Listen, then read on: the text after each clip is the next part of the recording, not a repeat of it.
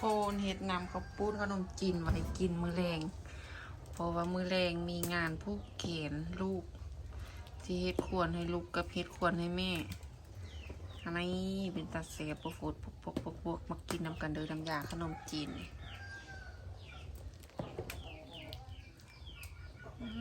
เสียบค่ะ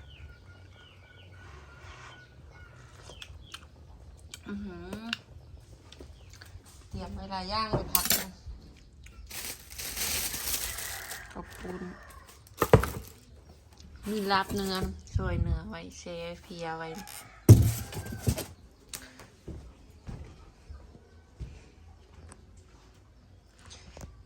เฮ็ดกินในครัวตำนานไหมเลยนี่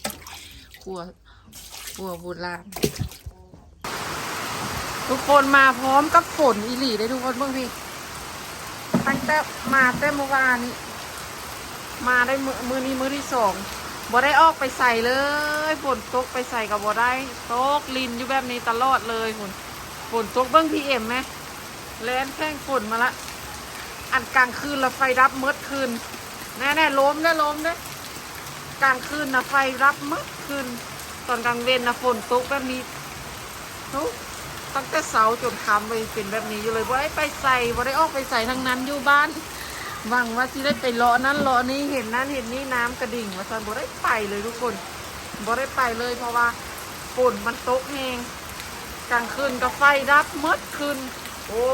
ยคักแค่ว่ามาเดือนนี้บ่ได้ออกไปใส่เลยฝนตกริมเป็นที่ละทุกคนบรรยากาศอยู่บ้านนี่บรรยากาศทุกคนเมืองบีเอ็มมันสิตากฝนเลยได้ทุกคนเมืองมีบีเอ็มมึงดู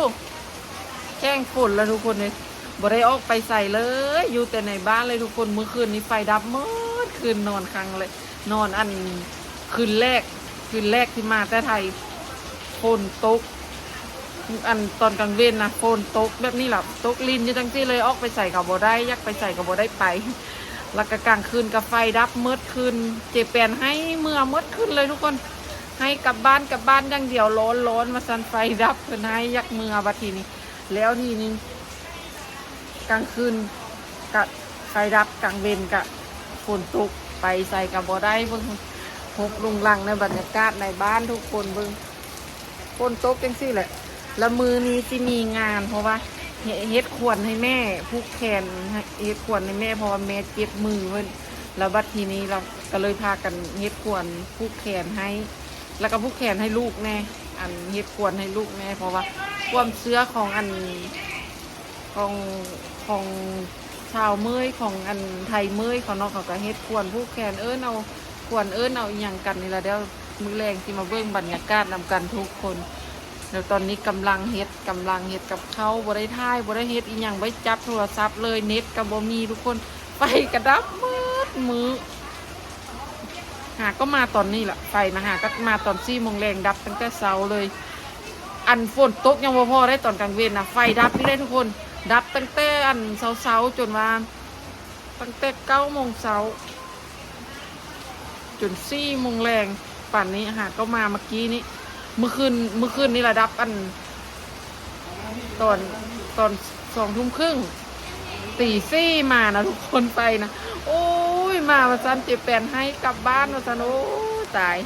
เดี๋ยวมือแรงมาพากันมาเบิ้งบรรยากาศนำกันอันเฮ็ดขวนในแม่กับมีขวนในลูกชายเนาะ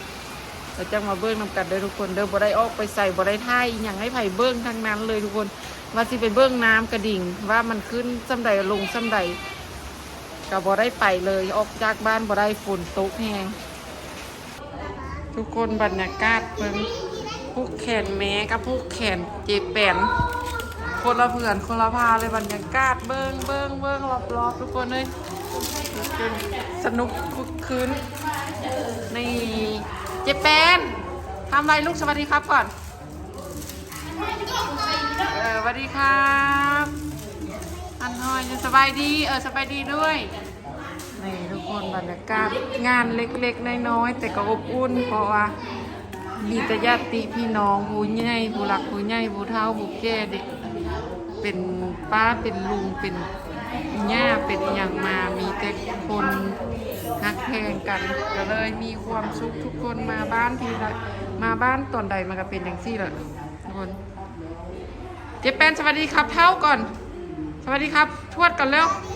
นี่หันหลังไปตรงนู้นข้างหลังสวัสดีครับก่อน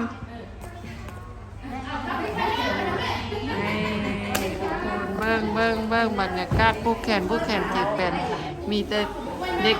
ด็กน่ารักเลยนั่งเรียนแถวบทท่าเอาอย่างไรท่าเอาดีโดท่าเอาอันขนมพากันในทุกคนบรรยากาศมาบ้านตอนใดก็อบอุ่นจริงๆเราทุกคนมีค่ะมีตะขบผู้เฒ่าผู้แก่หักแพงกันออกกลับมาผู้แขนให้ลูกผู้แขนให้ลูกแล้วก็ผู้แขนให้แม่เอาเก็บกันกินอะไรลูกเอามาเก็บก่อนไก่นะเอาไก่มาเก็บก่อนกินไก่นะคะพันนี่มาเอานี่เลยจะฟ้าเกินซื้อแล้วมันจะอ่านเจ๊ไม่เอาลูกคนเริ่มเนี่ยบรรยากาศจัดคักคืนเลยมีแต่ปูเท้าเป็นไงตุ๊กเอ้ยสบายดีบ้านต้นแอนสบายดียูโรสบายดีทำไงสบายดียูโรเก่งก้อยจะได้สบายดีทำอะไรตุ๊กนี่เจ๊เป็นสบายดีแล้วสบายดีไหนสบายดีมีแต่เต็มมือหน่อยได้โตได้โตสบายดีนะตุ๊กเนาะ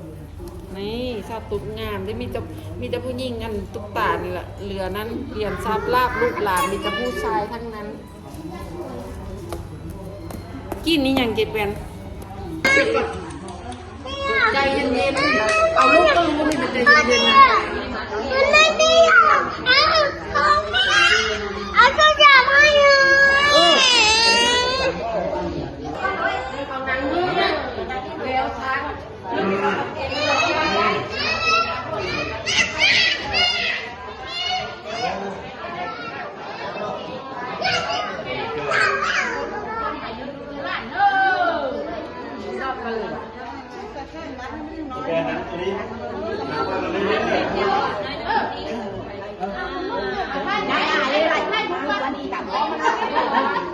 ปั้นเดี่ยวอ่านหนึ่งปั้นเดี่ยวอ่านหนึ่ง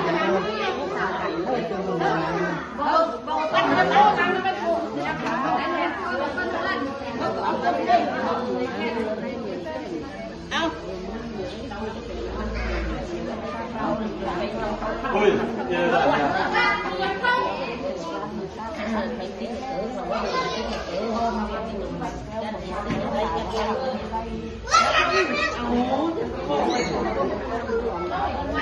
เขาเปรี้ยวใหญ่เดินยาวเว้ย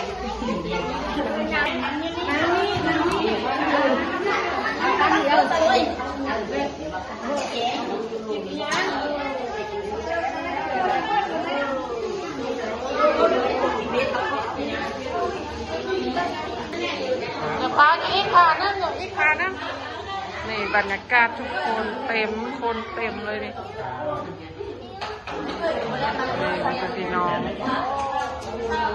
ทุกคืนทุกคนผู้แขนให้ลูกชายกับอันนี้ฟ้าด้านนะจ๊ะผู้แขนให้ลูกชายกับแม่เท้าเอ็ดกวนเอากวนไปกินจนสิมดแล้วเขายงพันเน็ตแล้วเรากินจนสิมดแล้วนี่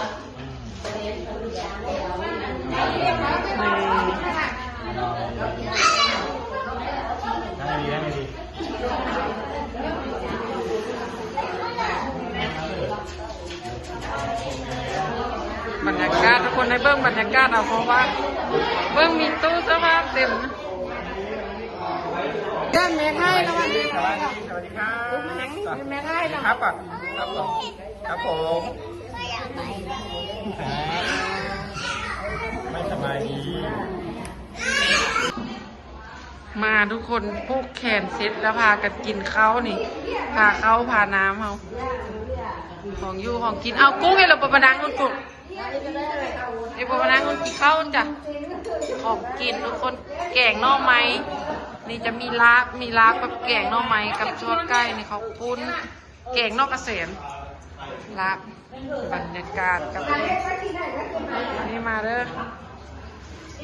มาทุกคนมากินนำกันนี่เขากินกันหมดตายว่ามันปอกหน่อไม้เปิ้นมาเปิ้นจนแล้วเลยปอกหน่อไม้เปิ้นกี่จนย่าละมาทุกคนมากินนำกันบรรยากาศคักคืนพี่น้องมีตาไทยพี่น้องกินข้าวกินน้ำเสร็จงานจากงานผูกแขนแล้วเขาก็มากินข้าวกินน้ำก่อนแล้วกินข้าวกินน้ำกันนั่งเล่นนั่งคุยกันเรื่องนู่นนี่นั่นเนาะตามภาษาวิธีชาวบ้านเขาก็นั่งคุยกันช่วยรวมกันกินข้าวอิ่มมาตั้งค่อยกำไปนอนทุกคนมากินข้าวนำกันเลยทุกคนหญ้าได้ผู้นี้จะเป็นหญ้าเป็นแม่ของพ่อมาทีหลังมาหลังทุกคนกันเลยได้ไปนั่งกุ้มของบูเท้าอันนี้กุ้มของบูเท้าอันนี้กุ้มทัดมาจะเป็นแม่บ้านแม่เรือนน้อยนึงนี่กุ้มบูแซ่บูสาวลูกติดจะอยู่ทางหลังครัวแม่ครัวส่วนแม่ครัวจะอยู่ทางหลังทุกคนทางหลังเลยอันนี้สมาชิกกินข้าวกินน้ำกินข้าวกินน้ำทางหลังบัดนี้ทางหลังจะกินทางข้าวทางเบียร์อยู่ทางหลังนี่ทางนี้เอาใส่เพื่อนไอ้ขวัญประมาทแค่นก็จะเมื่อกี้เว้ยป้า